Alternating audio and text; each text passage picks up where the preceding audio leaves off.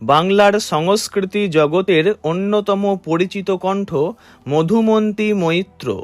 দক্ষ বাচিক শিল্পী, গায়িকা, অধ্যাপিকা এবং সঞ্চালিকা হিসাবে বহু বছর ধরে তিনি নিজের আলাদা পরিচয় তৈরি করেছেন। কলকাতা মেট্রোর দরজায় কান পাতলেই ভেসে আসে তাঁর পরিচিত কণ্ঠস্বর। তবে মেট্রো ঘোষণার গলা হোক বা মঞ্চ সঞ্চালনা, তাঁর কণ্ঠ বাঙালির কাছে অতি পরিচিত। সম্প্রতি এক সাক্ষাৎকারে নিজের জীবন সংগ্রাম, পরিবার এবং শারীরিক লড়াই নিয়ে খোলামেলা কথা বলেছেন তিনি। মধুমন্তী জানান, আজও প্রতিদিন ৫৫ থেকে ৬০টি পথ কুকুর ও বিড়ালের দায়িত্ব সামলান তিনি। তাদের খাবার দেওয়া থেকে চিকিৎসা, দেখাশোনা সবটাই নিজ হাতে করেন। এই অবলা প্রাণীরাও তাঁর পরিবারের অংশ। ছোটবেলা থেকেই লেখাপড়ার পরিবেশে বড় হয়েছেন মধুমন্তী। তাঁর মা ছিলেন রবীন্দ্রভারতী বিশ্ববিদ্যালয়ের অধ্যাপিকা।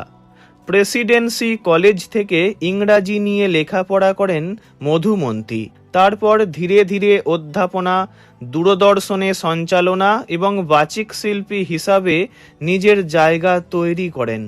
তবে তাঁর জীবনের পথটা খুব একটা সহজ ছিল না। ২০০২ সালে একবার একটি অনুষ্ঠান চলাকালীন অন্ধকার মঞ্চ থেকে পড়ে গিয়ে পা ভেঙে যায় তাঁর।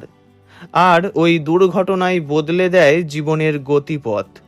পরবর্তীকালে পায়ে একে একে ৭ বার অপারেশন করা হয়। অস্টিওমাইলাইটিসের মতো জটিল রোগে আক্রান্ত হয়ে তাঁর পায়ের হাড় নষ্ট হয়ে যায়।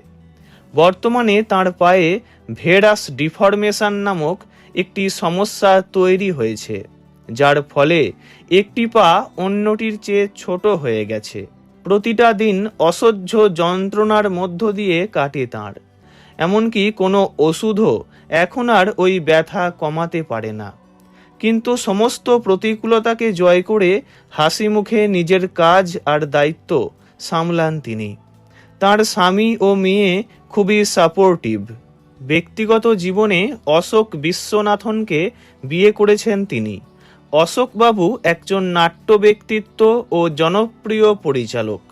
শূন্য থেকে শুরু, ব্যতিক্রমী, অন্ধকারের শব্দ, শেষ সংঘাত, ওরা তিনজন, কিছু সংলাপ, কিছু প্রলাপ ইত্যাদি কয়েকটি বাংলা ছবি পরিচালনা করেছেন তিনি। অশোকবাবু ও মধুমন্তী মৈত্রের এক কন্যা সন্তানও আছে। তাঁদের কন্যার নাম অনুষা বিশ্বনাথন। অনুষা একজন জনপ্রিয় অভিনেত্রী। অপরাজিত, ধনঞ্জয়, ব্যোমকেশ হত্যা মঞ্চ, বরুণবাবুর বন্ধু, গোয়েন্দা জুনিয়র, ঘুণ, মিথ্যে প্রেমের গান ইত্যাদি অনেকগুলি বাংলা ছবিতে অভিনয় করেছেন অনুষা। বর্তমানে স্বামী ও মেয়েকে নিয়ে সুখী পরিবার মধুমন্তীর। ভালো থাকুন তিনি।